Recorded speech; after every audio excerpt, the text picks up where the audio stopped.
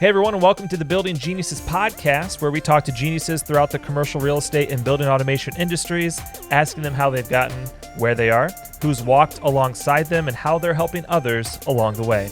This is episode 11 of season 2, and I'm your host, Tim Vogel. In this episode, we're speaking with Jeremy Sisson of Comfort Controls, a company that I'm very proud to call a KMC partner. Hey Jeremy, welcome to the Building Geniuses podcast. Thanks for having me. I'm glad you're here, man. You know, when we talk about kind of the different layers of the industry, there's all these different players. You have the GCs, you have the SIs, you have the end users, you have the guys that own the building. And when I think about the system integrator community, one of the things I always admire the entire community with is that hustle and determination. And, you know, there's always that next project and, you know, keeping track and project management and all that. And, you know, I would say you're one of the stars of that. I mean, you have some high-level clients that have very detailed needs, and you keep track of each of those, and you make it happen. So I'm just so glad you're here. Why don't you tell the audience a little bit about who you are, who Comfort Controls is, and what you spend a lot of your time doing these days? Wow, my name is Jeremy Sisson. I'm the general manager of Comfort Controls. We have some wonderful clients. I've got a great team here. We handle probably 50% of our customer base would be marine offshore. We cover all of Texas and Louisiana, and we are all over the Gulf. Currently have a guy in Singapore commissioning a project right now. So our work is very diversified, and it's out of the ordinary. It's one of the reasons I love my job and proud to do what I do and enjoy waking up in the morning and coming in every day. How long have you been with Comfort Controls now?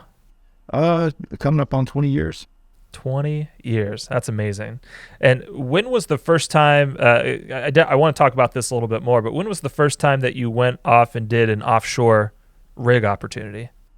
Really, as far as the controls goes, it was probably back in, I would say back in 01, 02. Before that, I was an HVAC mechanic, so I did a lot of HVAC work offshore, and that was my background. Was doing the HVAC side of things and really getting into the whole pneumatic side of the controls world intrigued me. I kind of knew that's the direction things were going in, especially on these larger jobs, these offshore oil rigs and these larger buildings and stuff. So that's when I started Comfort Controls and just started with the first rig, which was Noble Ply Boudreaux. Still got the old KMD product out there, and it's been kicking ever since. I did the job sitting in a cubicle. Really, I'd never messed with controls before, and sat down and just taught myself how to write code. And I did it a piece at a time because of my HVAC background. I knew where to start. Well, hey, we got to start with some sort of enable, and we know we got to get our fan running and dampers open. So let me just figure out how to write that. There was a lot of trial and error, but just piece at a time, and made this whole job come together. And it was really cool to be able to go out there and put all that in. And then just to watch it come alive. And I was hooked from that point on. Just, this is a massive job that I just did by myself, install and all. And here we go. Hold on. Yeah, there's got to be a huge amount of pride in that. Absolutely. Yeah. It's definitely something that I always pride myself in everything I do anyways, because your work shows somebody's going to come see it later on down the road, and they're going to wonder who put that in. So if it's wires going everywhere and a messy job, that really reflects you as a person, reflects the company. So definitely in everything we do, we are very meticulous, and we take pride in our work. Something you said there just reminded me of another story. A different system integrator told me where I can't remember if it was either him that went on a job or somebody who knew that went on a job. And what he would always do, and maybe still does, is inside the code, he would put his name and he'd put the date and the company that he worked for. And so either he came across the job that he had done before. He's like, "Oh man, look, there's my name. This is my code. You know, I don't remember doing this." Or someone else was like, "Hey, I saw your name. Look at this." You know, take a screenshot of it and send it over to him. It's like, "Oh yeah, man, I did that job, 25 years ago." And yeah, it's cool to see that it's still out there. So, you have all this work and it's so detailed, but then it lasts so long. I mean, like you said, you did that 20 years ago, and it's still out there kicking, still out there running. And that's one of the cool things about our industry as a whole is you do a project, and then it lasts. There's this legacy that it leaves. you have you said that you had an HVAC background. Let's go all the way back. Like, at what point in your life did you say, okay, HVAC is the opportunity? Was it just a job that came up and you took it? Was it, where'd it come from? I think I knew at a very young age that the whole college route and being a doctor, a lawyer, that just wasn't my thing. I've talked about my father before on different occasions when I had the opportunity to speak. My father was a journeyman electrician. He built CB radios on the side. We did anything we could do. You work on appliances and vehicles, anything we could do to make a dollar. We didn't have a lot of money growing up. We didn't have all the nice things that my other friends had. At the time, I was almost a little embarrassed. My friends were wearing Jordans. I'm wearing Jordache, hand-me-down clothes. But I look back on it now, and it was really a blessing. Not growing up with all that stuff and knowing how to work and be versatile and fixing just about anything, working on just about anything. So I knew at a young age that I was going to work with my hands. And I was very interested in electrical and mechanical things. And I had an opportunity to go work at a HVAC company for an old man here in Orange. I was still in school. It was about an hour and a half drive every day to work, and I wasn't making much money, but I learned a lot from him and really enjoyed the process of putting something in from scratch, from ground up, and then seeing it work. I was intrigued by it. So from there, like most HVAC guys, moved from company to company before I found the company that my sister company, Air Comfort, and worked for them. And it's like a family here. I really enjoyed working for these guys. They treated me like family. They've taken care of me. They gave me the opportunity to start Comfort Controls. They've stood behind me and helped me build this business. And it's been a great partnership, and very happy with it. Yeah. That's wonderful. So you first get started, you get this opportunity. You drove an hour and a half to work every day, quite a commute. But you said that there was an older gentleman, Gerald Webb. I believe he's deceased now. He was an older gentleman. He was a Navy sailor. He was also a boxer in the Navy. So he was a very interesting character to work for. There was times when, and I didn't know any better, I was younger, that he didn't get paid for a job, and he would send me over there with the Sawzall to cut it loose and bring it back. Now in this day and age, you'd probably get shot for something like that. I'm lucky I never did, but he was a very tankerous old feller, and it was very interesting. A funny story is, been working for Air Comfort for all these years, and started Comfort Controls, and there was a guy that worked there that was a technician, the only other guy working for Darrell Webb at the time. Well, he's now over here running our custom mechanical shop for our Marine Offshore division over there. So it's like when he came around, I was like, Charles Brown. He's like, yeah. So, that many years ago, I haven't seen the guy since, and now here we are working together at the same company. And he's a very sharp individual, knows his stuff. It's fun to be around the same people that you were with at one point in time. And in this industry, they move around a lot. HVAC guys will move around for $1 and go to another company, but the good ones actually stick around and stay and value the family atmosphere and a company that you had those qualities in. What was some of the ways that Gerald taught you? I mean, early on, did he kind of sit by you, look over your shoulder, and do this and do that, or was it more like, all right, here's the job. I'll see you at lunch. He was definitely the type to throw you to the wolves. I mean, back in those days, we didn't have temperature probes. You reach down, and his exact words were, fill the suction line, and when it gets beer can cold, it's good. But he also had what my mom used to call poor people have poor ways. And at the end of the day, if we changed out a unit, we would sit down and break that unit down, and we would cut the coils out. We would separate the copper. Any copper that's been welded is classified as a different copper that doesn't have weld on it. And we would cut it up in small pieces. We would put it in a barrel, and that would all go to the metal yard, and we would get money for that as well.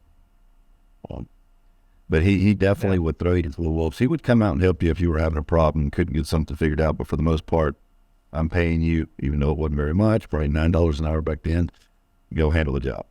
Would you say that was ultimately good for you, or would you have preferred maybe a little less of that? Actually, I think it was ultimately good for me. A lot of people, and even technicians that I've hired throughout the years, If they have a crutch, they're going to lean on it. So even to this day, a lot of times when my guys call, I know it's a problem they can figure out, and I'll purposely not answer it just so they will figure the problem out on their own. So they'll learn from it. Sometimes that's the best way to learn. Now, I'm always here to help them learn and grow and get them through problems. But a lot of times, if they're offshore, if they're in Singapore, John Michael's in Singapore right now. If he has a problem, he'll call me at 2 o'clock in the morning and wake me up to help him through that problem. Of course, I'll wake up and help him. But for the most part, he's on an island by himself. So he needs to be able to figure that out. The guys are offshore, same thing. They're on an island out there in the middle of the Gulf. They're going to have to figure it out. So I don't want to be a crutch. I want to be here to help them and support them, but I don't want to be a crutch. I want them to learn and grow. And, sometimes there's a little bit of pain that comes with that on both sides, right? Patience from the management standpoint, because, it's like, all right, I could tell you the answer and this will get done faster. I cannot tell you the answer. You figure it out. It takes maybe twice as long, but that's going to be better for the next job, the next opportunity, or the next problem. And then it's painful for that guy because it's not always about pride, but sometimes your pride's hurt because you're like, I just can't figure this out. And Right. I know he knows, but at the same time, I need to learn too. And I think you talked about how it's ultimately good for you because it teaches you that. But then it's this mentality too, as you get older and get more responsibility and you start to get guys under you, it's going to make you think how you're training them up also. And it's that legacy mentality, which we've talked about before. Let's talk a little bit about some of the interesting projects that you've had to work on, particularly around offshore oil. You've had to make some pretty hardened systems. Yeah, it's another wonderful thing about my job. Again, I love coming to work every day and doing these projects, and we have multiple going on at the same time, even right now. Some are in the design phase, which I'm in on, so I'll work on the design side of things. We are design build, so we don't get a sequence of operation.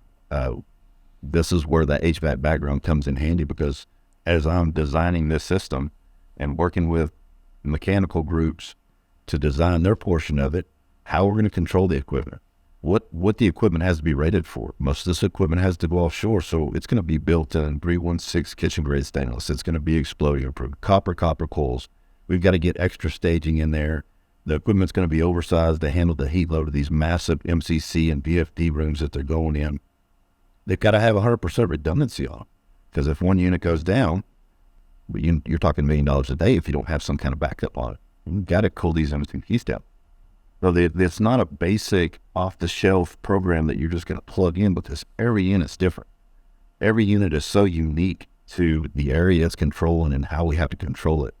Being offshore, you have to have low ambient controls on everything because the wind's blowing across the water so fast and going through your condensers. You got to be able to, ramp your fans down. You've got to have some kind of oil accumulator, some hot gas bypass, because this equipment runs nonstop because there's a constant heat load on the rooms that they're cooling down. So it's very interesting work, and it keeps me intrigued. I still write code. I still do all of it, even though I'm the general manager and I should be sitting here and having my guys write code and then have other guys that are installing it and other guys that are service manager and sales guys that do the sales portion of it. I like to have my hands in all of it, and I like to manage all of it just because I find it all so interesting. I love being in front of the customers, and I love learning new things from them and learning new things from the HVAC guys that are seeing the more advanced equipment that's coming out, the DC driven equipment, and learning how all that's working. Back when I was an HVAC guy, it was on or off. You might have had a 2-stage unit. Well, now it's all DC driven, scrolls and all this new advanced technology on the equipment. How do you stay up to date on all the new things coming out? I work on it every day.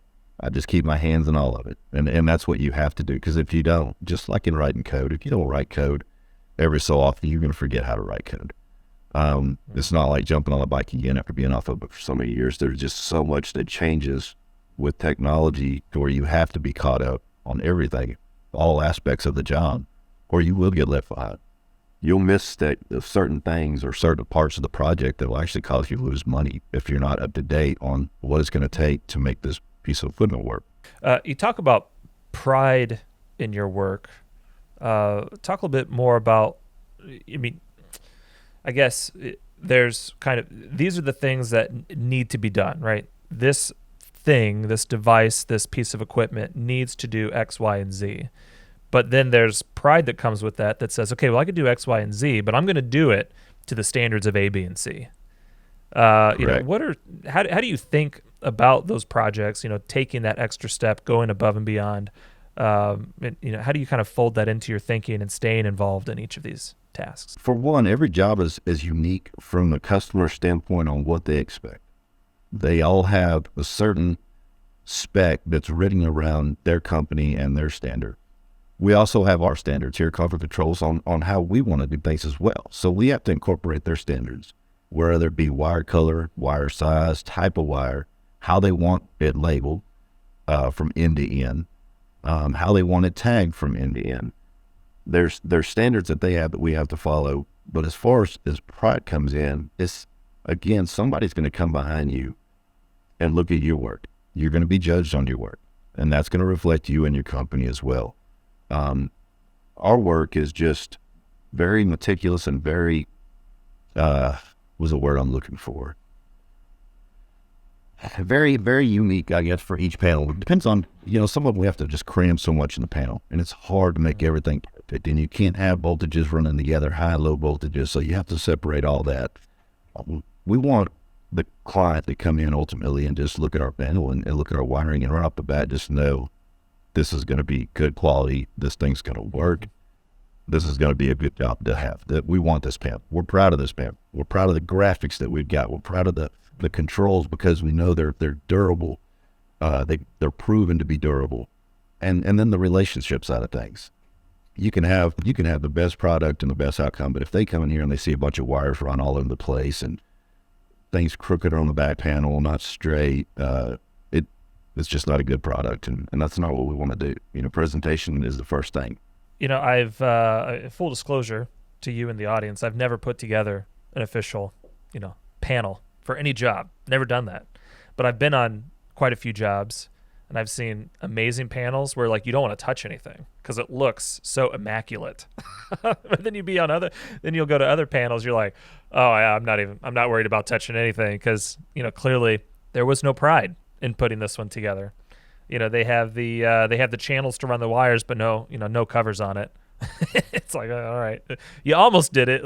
You were close, but there's just you could tell just by looking at it, like you said, and that does affect not only the impression that someone has of your work. Sure, it works, that's fine, but look how much care they took. And that care is where the relationship comes in. Talk a little bit more about some of the relationships you've built with some of your customers and how that plays, and why is it so important to you? Word of mouth is the best advertisement. We have got a lot of work from just word of mouth, from working with engineers, designing these jobs. One of my good friends is Tommy DeHardy, and I worked with him on the very first shell job we did at Olympus and designing that entire HVAC control system. And he was probably the most demanding engineer I've ever dealt with, even when it came down to the graphics side, because the equipment was being done in 316 kitchen grade stainless. He wanted the graphics to look kitchen grade stainless, and this was probably one of the first jobs we kind of got away from the basic graphics and went to all out. We had UV lights that strobed because the units had UV lights. We had the equipment. We did a mirroring on it to make it look stainless. We had it laid out identical to the units themselves. If it had a outside and return damper, supply damper, we followed the ductwork of the flow diagram that was provided for us. So everything was unique to that piece of equipment. Every single graphics, there was 34 HMIs on that job. So 34 control panels, and every single one of them had a graphics that was unique to the unit that it was controlled. But from that job, I've worked with Tommy on multiple projects, and even to this day, Tommy calls me and we'll talk about projects that he's engineering and working on that we probably are not even going to work with him on, just to kick some ideas around and just to go over some of the logic side of things on how should we make this work? What should we do to get these rooms in the condition that is in the design, and what's your thoughts on it? And I enjoy that. I don't want to get paid for it. I enjoy that relationship with Tommy. I enjoy that, and that he wants to call me and talk to me about it, and that we can work together. So those kind of relationships, when it comes down to it, and somebody asks him, "Hey, who should we use for controls on this project?" Hands down, I know for a fact Tommy's going to say, "This is the guy you need to call right here." So those relationships are so important to me, and the friendships too that I create through those relationships they're important. I was talking to my wife yesterday about school and college and where that fits kind of in the modern day, because we were just having some conversations around the labor pool. I don't think she really cares about any of this, but it was interesting to me, so she was kind enough to listen. And one of the things I said was, what they don't teach you in college or business school is that relationships matter. And relationships don't just matter for the sake of sales. They matter for the sake of like your own personal well-being. Like you get to become friends with your partners and your customers. And you know what? Sometimes friends fight. But at the end of the day, you're friends, you're going to make up, and you're going to keep going. And, those are the times that you then reach out and you say, "You know what? I have a question." And it has nothing to do with, making money together, but it's like, I'm trying to figure out this problem. Have you ever run into it? You become that trusted advisor. And that trusted advisor is ultimately a friend. And and then you just kind of have deeper conversations with people. It gets to be richer. The trust begins to build. And, you never talk about that in business school. It's always like, well, relationships are important because you got to make the sale. Always be closing. And, it's just not like that always. Now, certainly, you're going to go out, you're going to prospect. You don't have relationships with people yet. You got to grow those relationships, and that's important. But then it's those natural ones that just go and kind of steal the show. And you're like, see, this is why I love what I do. Because, not only can I stand behind the product, but I can stand behind these partners as friends and trusted advisors. Correct. And, there's all kinds of different ways to sell the product. You sell yourself, you sell your business, you sell the product. I would rather have someone come to me with a different approach than the seller's mentality. A salesperson really is an annoying person, and you have to be that annoying person to get your foot in the door. But ultimately, what's going to sell the job is going to be someone that's going to come in and reach you on a personal level. They're going to come in and ask you what you need instead of telling you what you need. They're going to come in and just be there on a different level than a salesperson level. That's the kind of person you want to talk to. That's the person you're going to open up to and say, "You know what? I really could use this, or I really could use some help with this." That's how you're going to get in the door. That's how you're going to create these relationships, and that's how you could grow your business ultimately. I know probably when I started out, I was more of a problem solver type sales guy because I had an HVAC background. I knew what their problem was. I knew how to fix it. I knew exactly what they needed to fix it. Might not have been controls, but I was going to try to work that in there somehow, right? Because that's what I was doing. Ultimately, I was going to fix it. Well, some people don't want to hear that because they've been told by multiple salespeople, "Here's how we're going to fix your problem." And it never did. So maybe step back and say, "Hey, what have you seen? What have you been told? Who has tried to fix it? What did they do?" That's the things we don't want to do because obviously it's not working. Let's try a different approach. How can we approach this a different direction to solve your problem? Let me help you. And that's the breath of fresh air I think people are looking for. No pun intended. We're in HVAC. But, that's what people are looking for. It's like, oh, okay. All right. Thank you for not saying the same thing that the last five guys said. Thank you for not sending me the same email that I've received that seems to be copied and pasted from, some sales book somewhere. Yeah, right. Yeah. One thing is, so again, you're working on some big projects. I guess high level, high cost, high risk kind of projects. And that could be intimidating. Do you still get intimidated by some of these projects, or you just kind of used Not to at it all. at this Yeah. point? Yeah. Not at all. Used to it, really. The first job that we got, when I dealt with Tommy DeHardy, I was telling you about the Olympus project, we were actually doing a lunch and learn. I had Doug Miller and Greg down, and we did a lunch and learn at One Shell Square in New Orleans. And from that lunch and learn came a conversation afterwards about the Olympus project and asking for a little bit of help on the HVAC design side from the owner of our company as well as the control side.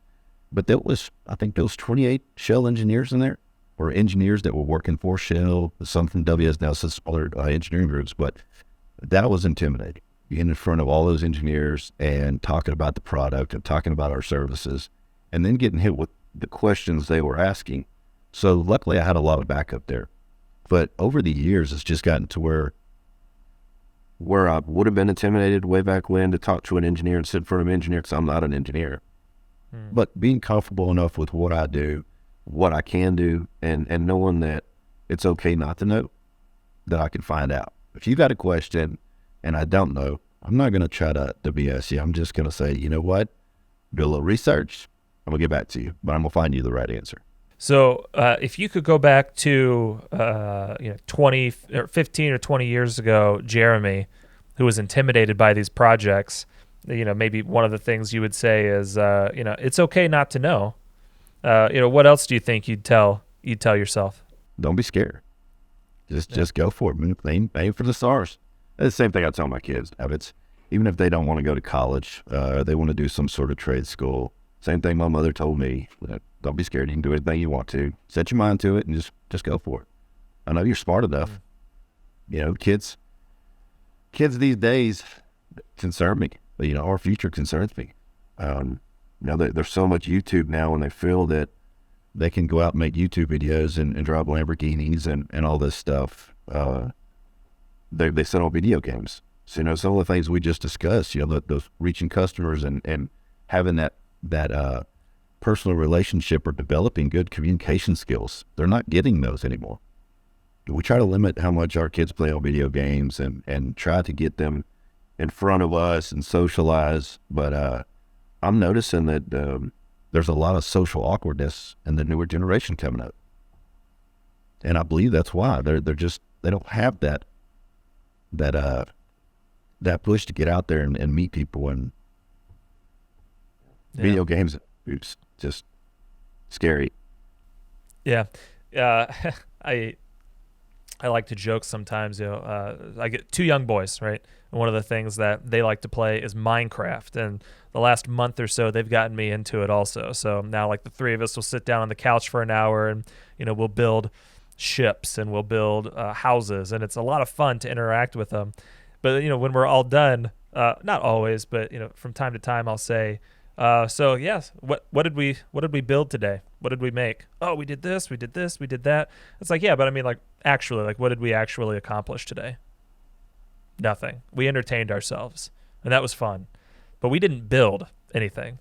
We didn't create anything. We enjoyed time together. That was the value of what we did. Now think about all those people that are actually out there building things, taking materials and crafting it and shaping it, and it's always interesting to have those kinds of conversations. And I don't know how many times, I wish I was keeping track, but it's been at least a handful of times right after that. It's, hey, Dad, can I have a piece of paper? And, hey, Dad, can I get a battery? Because I have this LED that I'm going to start lighting up. And, it's like they start thinking, it's like, yeah, like I want to go actually build something. So it's taking this mentality of, accomplishing in the digital world, whatever accomplishing is, winning a level or getting more points, or getting the new gun, the cool gun in your shooting game. Well, what are those same sorts of things that you can do in the real world to take that same mentality, to build up, to achieve something, to get something, and then turn that into the next thing? I think there's lessons there, but it's when people get stuck that's the problem. I mean, what are some other things you're seeing, kind of maybe in the talent pool itself in general? Well, I've got a great team now. So let me start by saying that, so they don't think I'm talking about them, because my guys that I have working for me are the best that I've had since I've started this company. They're wonderful. But I've seen I've had a lot of guys come through here that just don't have good work ethic. And honestly, I try to teach these guys everything I can possibly teach them. I send them to the trainings, and I stand behind them. I try to teach them the HVAC side of things, because most of the guys you hire in the controls industry aren't HVAC guys. Work ethic. You can't teach work ethic. I think there's something you learn at a young age. And a lot of guys that I've had come through here just have poor work ethic, and they don't show up to work. They don't want to work. They want to get paid more than what they're worth or what they do. They don't take pride in their work. I don't want somebody working for me that I have to go behind. I want to know that when I put you on a job that you're going to go out there and you're going to represent me, yourself, this company. You're going to do the right thing. You're going to follow through. You're going to take care of my customer. That's the kind of guys that I want working for. So work ethic is huge. Personal pride, just pride in yourself and your work. That's huge. On so many levels, and so many people just don't understand that. They don't understand how it reflects them. They want to get off. They want to go home. They want to hang out with their buddies. And you know what? This might not be done, and it might not be 100%, might not be correct, but I'm ready to go home. That's just a horrible mentality to have, and it's going to follow you forever. I try to instill that quality on my kids. When you're going to do something, do it right the first time. Because I promise you, I'm going to make you redo it, and you'll redo it until it's right. Now you can either do it right the first time, or we can spend all day here redoing over and over. Right. And hopefully it follows them. Hopefully it sticks with them. It's just so important. Oh, it's important for yourself, and it's important for the customer. To do right by them and to serve them. I've heard of some customers, they'll go as far as tell their technicians, when you're done with something, I want you to take this label, I want you to stick it on whatever, I want you to sign your name on it. And that just act of signing your name is like, ooh, I don't think I'm ready to sign my name on it. And so if you have any pride at all in signing your name, it's like going back to the Crucible, right? With John Proctor. It's like, it's my name. It's like, I can't sign my name because my name means something. It means something to me, and there's Absolutely. value to that. And it's little touches like that I think it's a sign of going above and beyond. Have you ever been a part of like a mentorship program, either being mentored or mentoring others? Really just mostly work, mentoring all the people that work for me. Even these young mechanics, these HVAC guys, they'll come to me or call me on time to time when they're having problems. And I enjoy it. I really do enjoy that side of things. Just helping people and watching them grow and learn. It's something that I enjoy doing. I did a little public speaking with Tyler when he was here. My sales guy, I know you remember Tyler. He was great. So yeah, I did some public speaking for young professionals of Southeast Texas here and talked to them basically college versus trade school. So that was interesting. Are there any other ways like that you've been giving back? Just to be clear, I know you're out there hustling all the time. You seem to be working night and day sometimes. But are there other ways that you're trying to give back? Really, being so caught up with work 24/7 and my kids, it's just really the only ways that I've been able to give back. I'm very family oriented. Spent a lot of times away from my kids back when I was building this business, traveled a lot. So now I spend as much time as I can with my family and my kids, and their years are dwindling down. I got one about to start driving now, so I don't know what I'm gonna do when he's gone. That's losing one of my best friends right there. So that's really my focus these days, is just my family. Yep. And you've done some coaching too? Oh, yeah. I've coached my kids from the time they were old enough to kick a soccer ball, and this will be my last year to be able to coach as well. My youngest son goes to playing junior high ball now, so it's bittersweet. I'm ready to sit in the stands for a little while, but also it was such a blessing to be able to coach my son and coach these other young kids and watch them grow through the years. It's amazing how much these kids can absorb and learn, and it's so important at that age to be involved with them. Well, and I think that's opportunities for all of us to dig in and teach kids at that young age the work ethic. And sports is a great way to do that, because it's not only about you. It's about you, yes, but it's not only about you. And you got to show up for the rest of your team, and then all your team has to work hard together. And that's there's a book that the CEO of Netflix came out with. It's called No Rules Rules, and it's an interesting book because one of the things he talks about is how to build a culture. And one of the analogies he gave his company, it wasn't a family. That didn't seem to fit. The best analogy he could find was a high-level sports team. So like a championship sports team. We all work together. We all work at the highest level possible. I think what better sort of mentality to come to work in when it's like, I know, my brother or sister across the hall needs me, and so I'm going to be there for them. And then my partner my brother and sister, on the partner side, the customer side, they need me, so I need to be there for them. So I need to operate at this level, and kind of taking that mentality, applying it across, your work or your career, highly valuable. A little bit more about family oriented.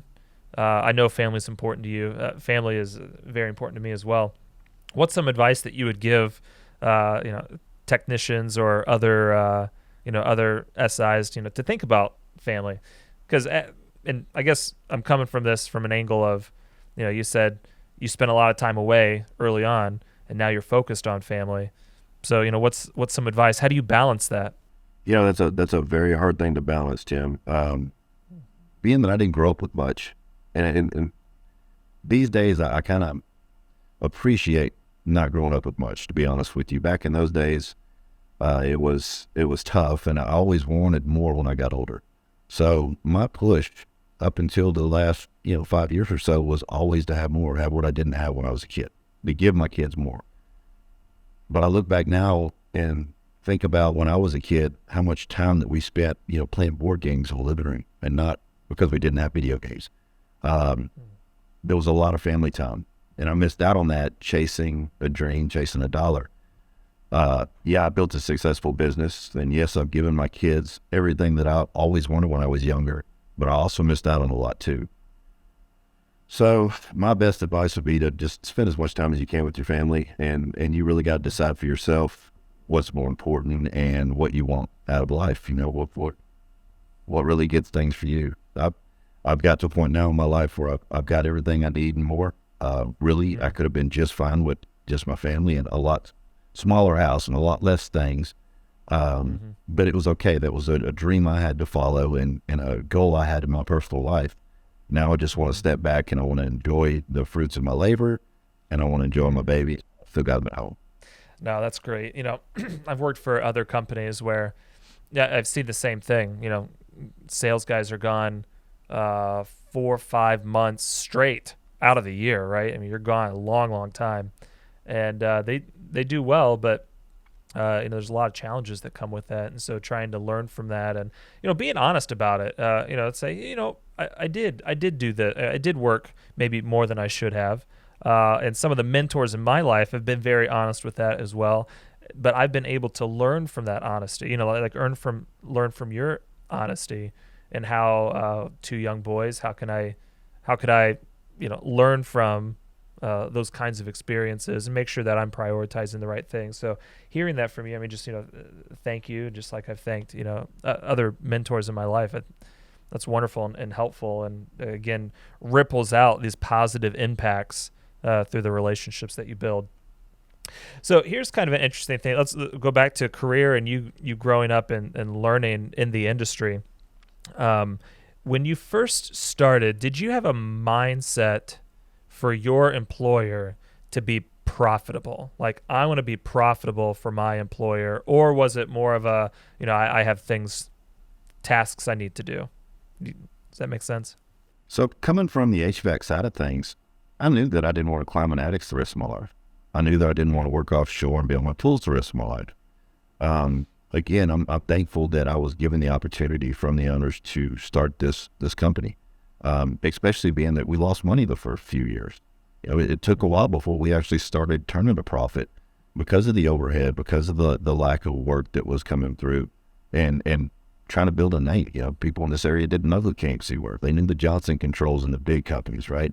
They didn't know who Comfort Controls was. They knew the big companies, and that's who they've been dealing with.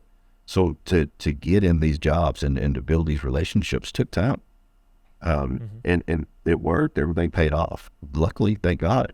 But thankfully, I had their backing, their financial and support and everything to get this company going. So, yes, I wanted to be profitable. I wanted to give them back what they invested in me. I wanted to show them that I was going to be dedicated to them and do everything I could to make their investment worth it.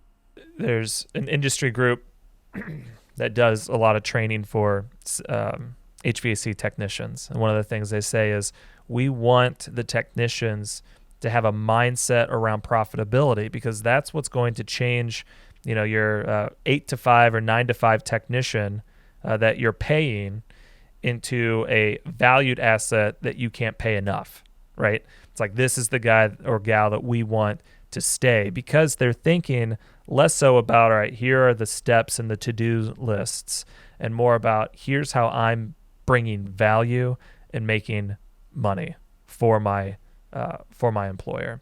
Do you see that mentality? I guess, how prevalent do you see that mentality in the labor force today? So there's different ways to approach that I've seen with different companies. Some companies will give their guys a bonus or commission on sales. So you got to be careful with that as well. We don't do that here as a company. We want our guys to be efficient at their job and do a good job. But giving commission on a sale, you're really setting yourself up as a company, in my opinion, or your guys up to maybe be a little dishonest.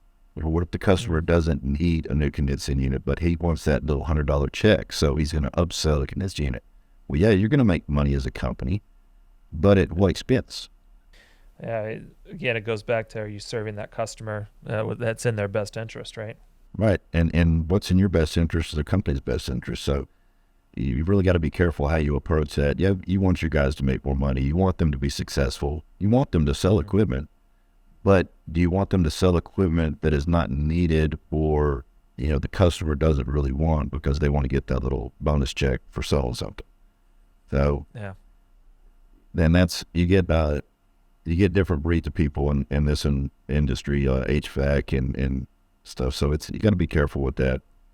More importantly, I think, as salesperson that you could have out there is the guy that is honest with the customer and is transparent on what they really do need. And if you get a sell out of that, then great. But finding that person and trusting your guys to do the right thing, you hope you can, but sometimes you never do. So with that mentality, it sounds like early on, you were thinking about, how can I return that investment that your employer was making on you, which is, I think, an awesome mindset. I try to keep that same mindset myself here at KMC.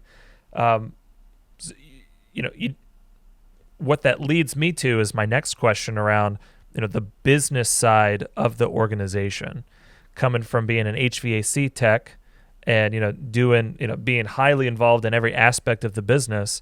What was it like for you learning the business side, whether that's, the HR side or the hiring side or the processes and procedures, but then also, understanding the financials as a whole now as general manager?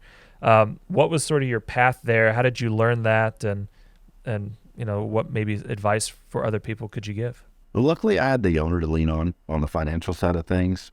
As far as the control side and the logistics side of things, I know what it takes to do a job. I know what the job needs based off of my HVAC experience, based off my controls experience, and I know what margins we need to be at to cover overhead cost and the overall cost of the company.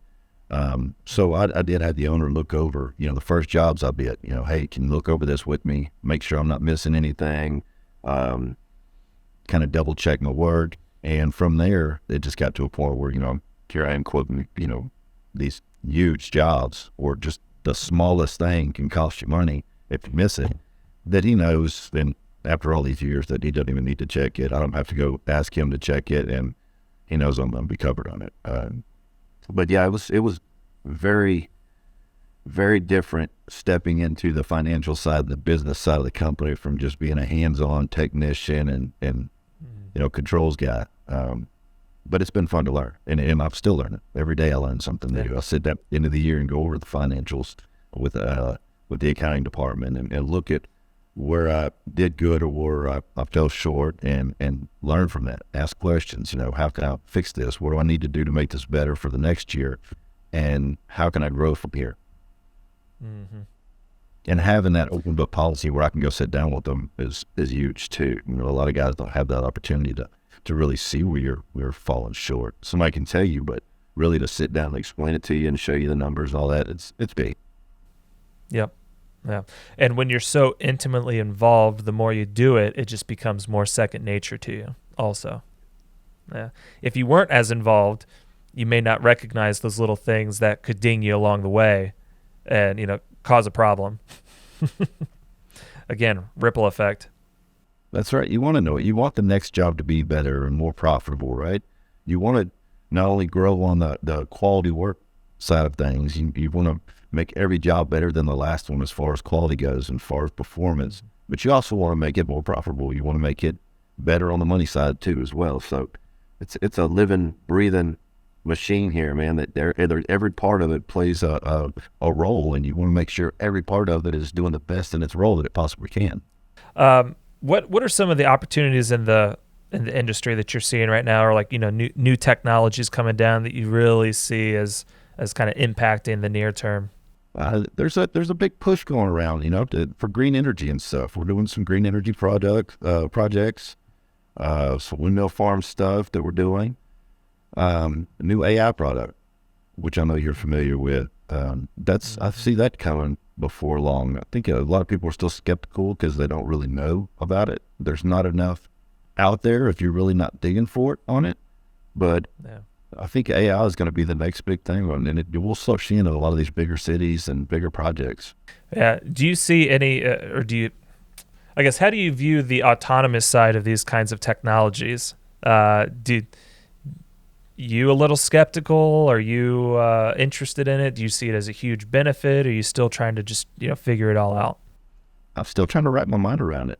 You know, when you see something like this, when you see a AI just taking over an entire building and turning this building into a living, breathing creature, and learning the people coming in and out, learning the heat loads of the building, where the sun comes up, where it goes down, where we need to direct more air to accommodate these situations. It's almost too crazy. But here we got cars that drive themselves. You know, they're not 100% yet either, but the technology is there. The thought process is there. It's going to be interesting to see it actually come alive and start working and see what the benefits truly are of the AI in the building automation world. And then, you know, if you don't mind sharing, what are some of the things that you know that you need to learn more about in the near term? Definitely the AI side of things for sure. You know, and probably on the IT side, I need to learn a lot more. When I went to get my Tritium certification, the first thing the instructor said was, if you don't have a computer science degree, you're not going to make it through this course. You know, you're going to fail this class. It's kind of like, Oh, wow. okay, hold my beer. Here we go. Yeah. Luckily, I was able I'll to get show you. Yeah, luckily I was able to get through it, and it was a tough class because I didn't have that background. You know, a mechanic background is what I have. I've got enough drive and enough willpower. And to be honest with you, I think those 10 people in the class, and only 3 of us made it. So I feel pretty good about that. But the technology is constantly evolving, and you really gotta stay up with it. Yeah. Well, you know, Jeremy, so much of what you talked about today, you know, it's the drive, the willpower, the relentlessness, the always learning, the, you know, keeping this holistic view of all the different pieces coming together, you know, talking about selling yourself and building those relationships, and, you know, making sure that you're taking pride. You know, one thing I was taking notes here, I took a little star. It's like, you know, I'm proud of this panel. You know, that was one of the things you said. And I think it's that kind of pride that you almost don't know exists until you feel it. And you step back, you're like, look at this thing I just built. Like, this is amazing. And it's like, you know, I want to sign my name to it. And once you get that feeling once, it's like you just want it over and over and over again. And you know, you get to have fun doing that and get paid doing it. And you know, that's so much of the fun parts of this industry. And I was so happy to have you on this podcast because, you know, from conversations we've been having recently, it's like you just embody so much of, you know, that work ethic and drive that I love to see. It's rewarding to partner with people like you, and I think that mentality is contagious and can really inspire and encourage others to take that same thing, and then to always remember what really matters and keep that in focus, while also just throwing yourself in to doing your best work possible. So thank you for that. And I think you're absolutely, you know, worthy of being called a building genius. So thank you, sir. Thanks for having me. All right. Well, that wraps this episode of the Building Geniuses podcast, a production of KMC Controls. If you've enjoyed this conversation, we encourage you to subscribe and share. And if there's anyone that you would like to see on the podcast, tag them in the comments or reach out to us. We'll tag them in the comments and invite them on. As always, we appreciate you listening. And until next time, learn something new, teach someone something, and build your inner genius.